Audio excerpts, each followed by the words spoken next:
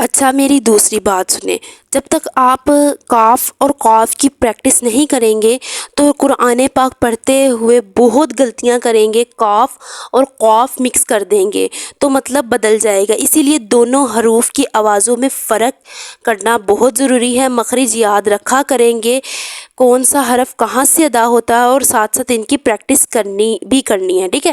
بسم اللہ الرحمن الرحیم۔ السلام علیکم ورحمۃ اللہ وبرکاتہ۔ ناظرین و حاضرین، آج کی اس ویڈیو میں ہم لوگوں نے قاف اور کاف کا مخرج سیکھنا ہے اور پڑھنا ہے۔ اسے حروف لہجہ کہتے ہیں، ٹھیک ہے۔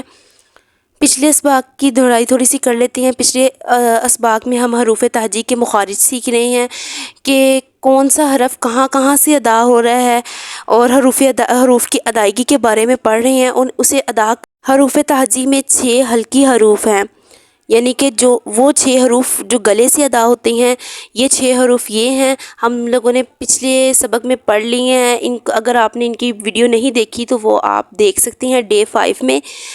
آج کی ہماری ویڈیو ہے یہ گلے سے ادا ہونے والے حروف تھے، لیکن آج کی ہماری ویڈیو جو ہے وہ زبان سے ادا ہونے والے حروفوں کے بارے میں ہے، ٹھیک ہے۔ زبان سے ادا ہونے والے حروف، ٹھیک ہے۔ ہونٹوں سے ادا ہونے والے حروف شفویہ ہیں، زبان سے ادا ہونے والے حروف لسانیہ ہیں۔ لیکن آج ہمارا ٹاپک صرف اور صرف حروف لسانیہ یعنی کہ زبان سے ادا ہونے والے حروف ہیں۔ ہونٹوں سے ادا ہونے والے حروف نیکسٹ ویڈیو ہے۔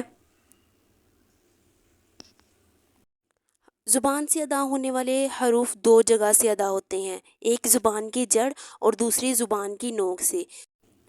زبان کی جڑ ہمارے حلق سے جڑی ہوتی ہے، حلق کے ساتھ زبان کی جڑ جڑی ہوتی ہے۔ زبان کی جڑ سے 2 حروف ادا ہوتی ہیں، وہ کون سے؟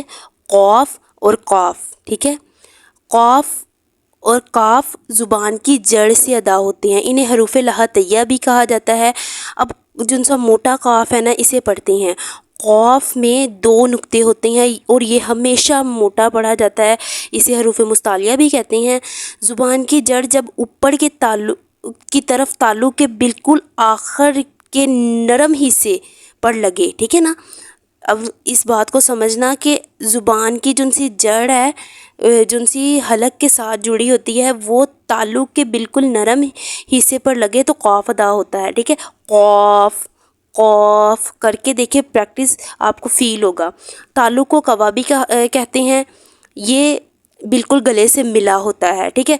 تو مختصر یہ کہ زبان کی جڑ جب کوے کے قریب نرم تالو سے لگے تو اس سے قاف ادا ہوتا ہے۔ آپ فیل کرنا کہ آپ کا آپ فیل کریں کہ تالو کے نرم حصے جب ہم لوگ قاف کی ادائیگی کرتے ہیں نا، تو قاف کی ادائیگی نہ تو دانتوں کے پاس سے ہوتی ہے، نہ ہونٹوں سے ہوتی ہے، اور نہ ہی زبان کی نوک سے ہوتی ہے، یہ زبان کے پچھلے حصے سے ادا ہوتی ہے۔ کیسے؟ قاف قاف۔ تو اگر آپ اس کی پریکٹس کریں گے قاف کی، تو آپ کو نہ کہ یہ فیل ہوگا کہ قاف کی ادائیگی اچھے سے ہو رہی ہے، بلکہ یہ بھی فیل ہوگا کہ آپ کی زبان کی جڑ تالو کے نرم حصے کے ساتھ ٹچ کر رہی ہے، ٹھیک ہے نا، تب ہی کاف ادا ہوگا، یہ والا قاف قاف۔ اب یہ سمپل کاف یعنی کہ اسے دوسرا ڈنڈے والا کاف بھی کہتے ہیں۔ اب یہ ڈنڈے والا کاف ہے، ٹھیک ہے۔ ڈنڈے والا کاف وہ بھی زبان کی جڑ سے ہی ادا ہوتا ہے، جب زبان کی جڑ تالو کے سخت حصے پر لگے تو کاف ادا ہوتا ہے۔ اس کاف کو ہمیشہ باریک پڑھتے ہیں۔ ان دونوں حروف کو پڑھتے ہوئے بہت فرق رکھنا ہے، یہ والا ان دونوں حروف کو پڑھتے ہوئے بہت فرق رکھنا ہے۔ قاف موٹا پڑھا جاتا ہے اور یہ والا قاف باریک پڑھتے ہیں۔ جیسے عین اور ہا کا خیال رکھنا ہے، اسی طرح قاف اور کاف کا بھی خیال رکھنا ضروری ہے، ٹھیک ہے۔ غلطی کیا کرتے ہیں ہم؟ پڑھتے ہیں قل هو اللہ احد، یہاں قل میں 2 نقطے والا قاف، اسے لوگ کیا پڑھتے ہیں؟ اب میں نے ٹھیک پڑھا ہے، لیکن لوگ پڑھتے ہیں یہ والا قاف، اکثر لوگ پڑھتے ہیں۔ تو میں سب کی بات نہیں کر رہی، لیکن جنہیں نہیں پتہ انہیں بتا رہی ہوں، اسے لوگ کاف پڑھتے ہیں، جس سے مطلب بدل جاتا ہے۔ قل کا مطلب ہے کہا، کہو، اور یہ قل کا مطلب ہے تمام یا خواہ۔